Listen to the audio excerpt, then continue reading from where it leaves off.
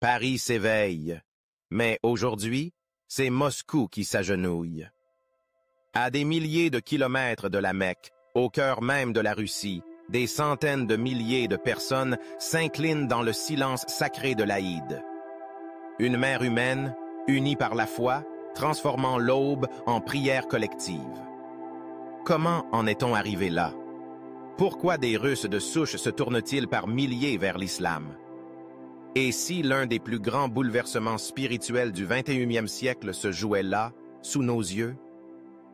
Avant de commencer, paix et bénédictions infinies sur notre bien-aimé prophète Muhammad, source de lumière, de miséricorde et de guidance pour l'humanité entière. Accrochez-vous. Ce que vous allez découvrir changera à jamais votre vision du monde. 5 heures du matin, Moscou s'éveille sous une lumière inhabituelle. Non pas celle du soleil levant, mais celle d'un événement d'une ampleur historique. Alors que la capitale russe s'étire lentement de son sommeil, un spectacle sidérant se dessine. Des centaines de milliers de personnes remplissent les rues dans un silence sacré. Une foule immense, disciplinée et unie, se prépare à une prière collective qui va marquer l'histoire religieuse du pays. Les grandes artères de Moscou, habituellement noyées sous les klaxons, les bus et les piétons pressés, sont désormais transformées en un tapis humain tendu vers la Mecque. Des avenues entières, comme Tverskaya ou l'avenue de la Paix, sont bloquées. Aucun véhicule ne circule. Ce n'est pas une manifestation, ni une parade, ni une crise. C'est la prière de l'Aïd, célébrée par un nombre de fidèles sans précédent dans l'histoire russe moderne. Les vidéos filmées depuis les balcons, par des drones ou des journalistes ébahis, offrent une vision presque irréelle. Des dizaines de milliers d'hommes et de femmes prosternés en parfaite harmonie, synchronisés dans un acte de foi profond. Le silence qui précède le takbir résonne comme une onde de paix dans la ville. Puis l'appel éclate, et toute la foule s'incline dans une révérence commune. C'est un moment à la fois sacré, solennel et historique. À Moscou, capitale d'un pays longtemps marqué par l'athéisme soviétique, l'islam est désormais visible, audible, incontournable. Les autorités ont été contraintes de reconnaître l'ampleur du phénomène. Selon les estimations officielles, plus de 300 000 personnes ont pris part à la prière de l'Aïd à Moscou. Un chiffre absolument inédit, non seulement pour la Russie, mais même à l'échelle européenne. Pour mieux se représenter l'ampleur de cette mobilisation, imaginez une dizaine de stades de football remplis à craquer, ou encore l'équivalent de toute la population d'une capitale européenne comme Reykjavik rassemblée pour un seul et même acte religieux. Mais le plus frappant, c'est que ce n'est pas un événement isolé. À Saint-Pétersbourg, Kazan, Grozny, Ekaterinbourg et dans d'autres grandes villes russes, des scènes similaires ont été observées. Des milliers de fidèles priant dans les rues, les parcs, les parkings d'immeubles transformés en lieux de recueillement sacré. Sur les réseaux sociaux, les images ont fait le tour du monde. Les médias internationaux s'en sont emparés. La plus grande prière musulmane hors du monde arabe, titre certains. Moscou paralysé par la foi, disent d'autres. Ce n'est pas simplement un rassemblement religieux. C'est le signe visible d'une transformation profonde, un séisme spirituel que la Russie et le monde commencent à peine à comprendre. Pendant des décennies, l'islam était perçu comme une religion marginale en Russie, une foi confinée aux républiques périphériques comme le Tatarstan, le Daghestan ou la Tchétchénie. Les musulmans y étaient souvent cantonnés à des rôles d'immigrés, de minorités ethniques issues de l'ex-URSS. Mais ce temps est révolu. En l'an 2000, la Russie comptait environ 14 millions de musulmans. En 2025, ce chiffre a presque doublé pour atteindre 25 millions, soit près de 18% de la population totale. Une croissance démographique alimentée par 2 facteurs. Un taux de natalité supérieur dans les familles musulmanes et une hausse significative des conversions parmi les Russes ethniques. Les grandes mosquées de Moscou, la grande mosquée de la capitale, celle de Poklonaya Gora ou encore celle de Sobornaya, sont débordées chaque vendredi. Des milliers de croyants se retrouvent à prier sur les trottoirs, faute de place à l'intérieur. Ce phénomène de saturation pousse les autorités à autoriser la construction de nouvelles infrastructures religieuses, malgré les tensions sociopolitiques que cela suscite dans certains quartiers.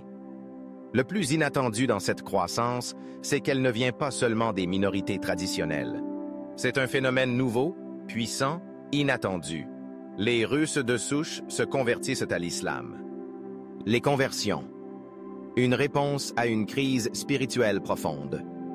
Longtemps, les conversions à l'islam en Russie sont restées marginales et discrètes. Aujourd'hui, elles explosent. Dans toutes les grandes villes russes, des orthodoxes, des athées, des agnostiques franchissent un cap intérieur et embrassent l'islam. Ils sont jeunes, souvent diplômés, parfois issus des élites militaires ou académiques. Ce phénomène reste difficile à chiffrer avec précision, car il est encore entouré de pudeur, voire de craintes sociales. Mais les témoignages affluent, portés par les réseaux sociaux, les forums, les podcasts. Vladimir, 34 ans, ex-militaire russe. Après mon service en Tchétchénie, j'étais hanté. J'ai rencontré un imam.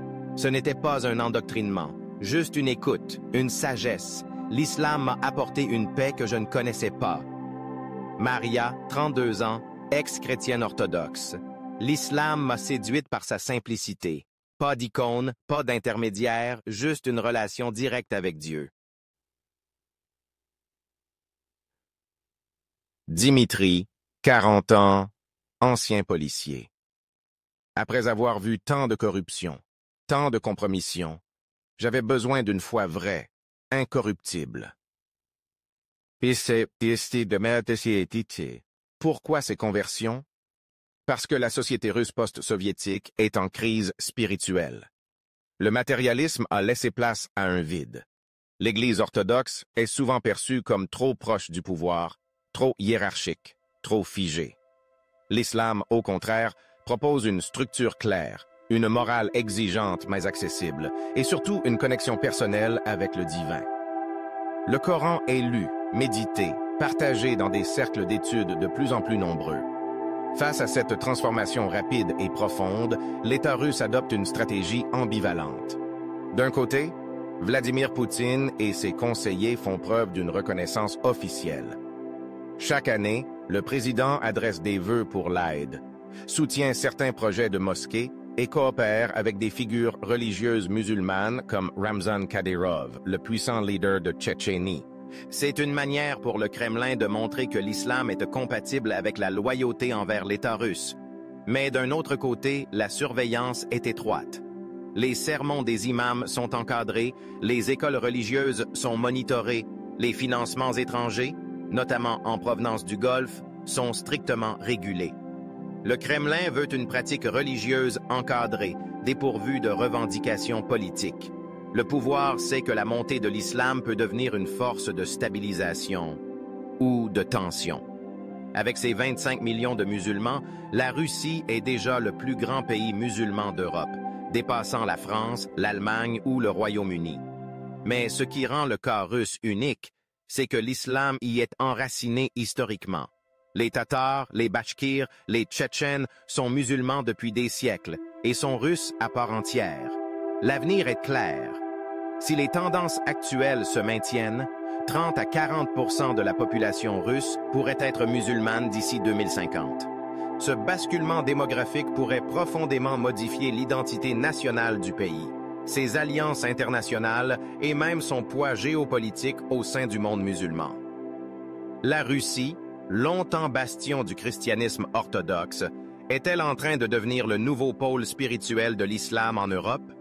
Ce qui se passe en Russie n'est pas un cas isolé.